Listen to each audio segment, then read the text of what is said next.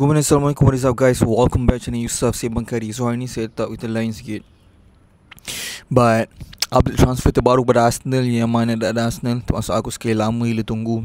Akhirnya Fab confirm 2 hari lepas. And tipulah kalau korang cakap korang expect mat signing ni berlaku. Aku honestly tak nampak langsung daripada mana titik mulanya rumours ni boleh start. Sampaikanlah kerakusan dari segi pengejaran untuk dapatkan player itu berlaku dalam masa sekelip mata. Sebab honestly bila dah baca and try untuk cuba proses information ni, kau dah start faham kenapa Arsenal buat apa yang Arsenal buat. Sebab kalau kau tengok kat sini, Fab confirm. Before that dah ada Arsenal boleh komen pun dapat kau rasa macam Arsenal dah start buat lawak balik ke, start buat signing zaman Wenger ke apa, boleh komen kat bawah. So Fab confirm kat sini breaking, Arsenal open talks to sign Christian Norgard with an official bid sent. Initial proposal over 10 million has been submitted today to Brentford.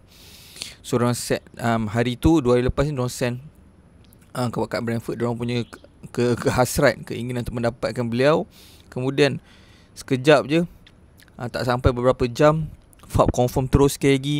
Here we go, Arsenal agree deal to sign Christian Norgard as new midfielder. Agreement done to club after 11 million proposal sent today, and personal terms also agreed with the player. Brentford have authorised the player for medical as he will be replacement for Thomas Partey. Okay, kita kena faham bila kita baca ayat replacement for Thomas Partey ni, dia ada perspektif dia, yang mana the only reason Fab cakap, so aku tahu dah ada Arsenal cakap apa benda siap, dia dah bukan player yang sama macam Partey in terms of play profile. Dia tak ada ability untuk drive with the ball, bawa bola, ataupun jadi the player yang connect defense dengan attack se-efficient macam Thomas. So kalau fikir logically, he's not that guy lah. Tapi kenapa disebutkan, bagi aku Fab sebut Thomas Partey, sebab Partey dah confirm dah confirm takkan sign dengan Arsenal contract.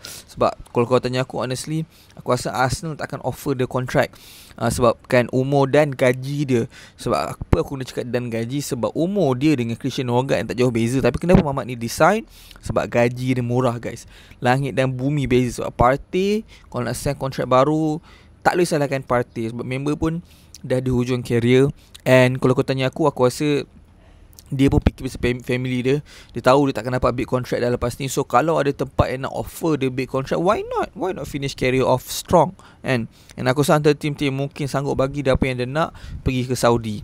At least kalau tak dapat gaji lebih pun daripada Arsenal, at least mungkin sayang-sayang sama level.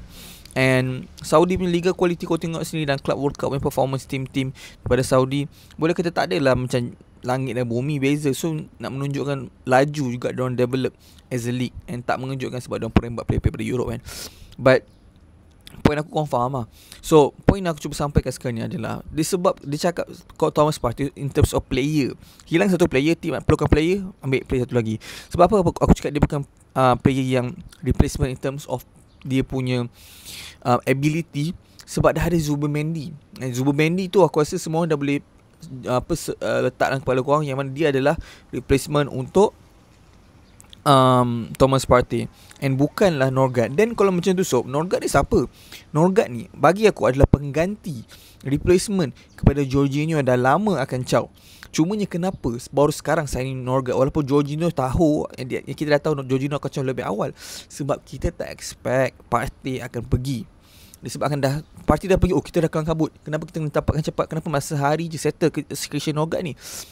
Satu je sebab yang logik, dia ni memang dah ada dalam Arsenal punya list lama. So maksudnya apa, dalam mungkin dia choice nombor 3, nombor 4, tapi dia dah ada lama, yang mana Arsenal dah tahu dah siapa. Sebab tu hilang je Partey, pump, settle terus buat kerja. Tak perlu nak research siapa player yang sesuai, siapa player yang tak sesuai. Tak perlu nak research semua tu, sebab dah tahu.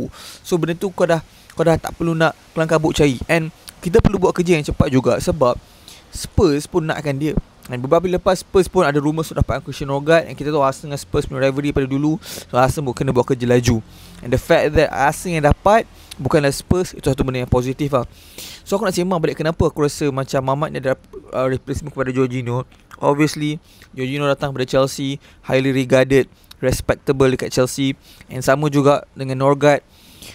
Bagi aku kalau play datang mana-mana team pun, kita nak tengok play happy ke play sedih. Ingat tak masa Arsenal sign Chelsea punya player last season, Sterling.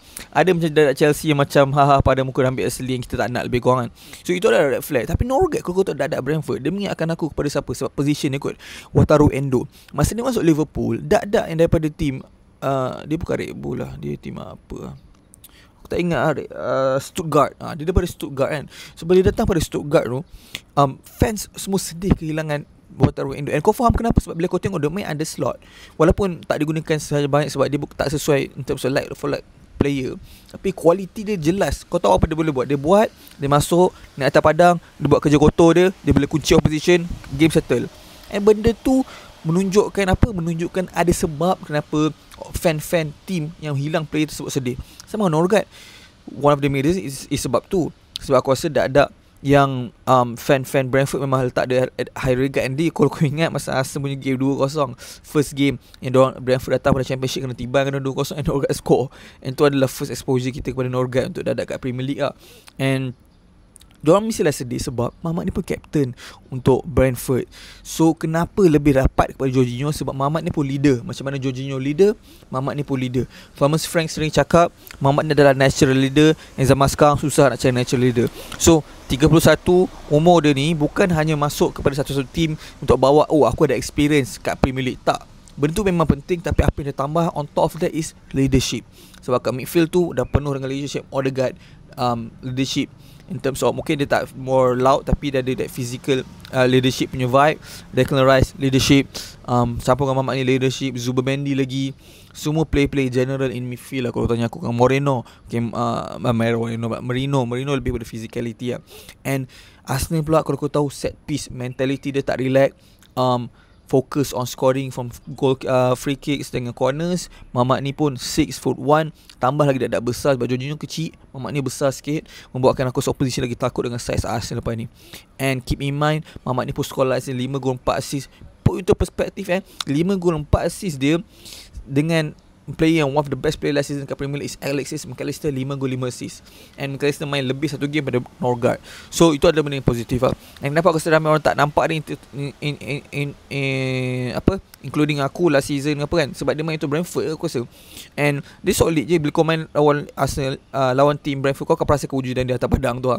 Sebab dia antara player yang kau macam rakus kat mana, ganas juga sebab dia defensive mid So kau faham kenapa dia main cara dia main.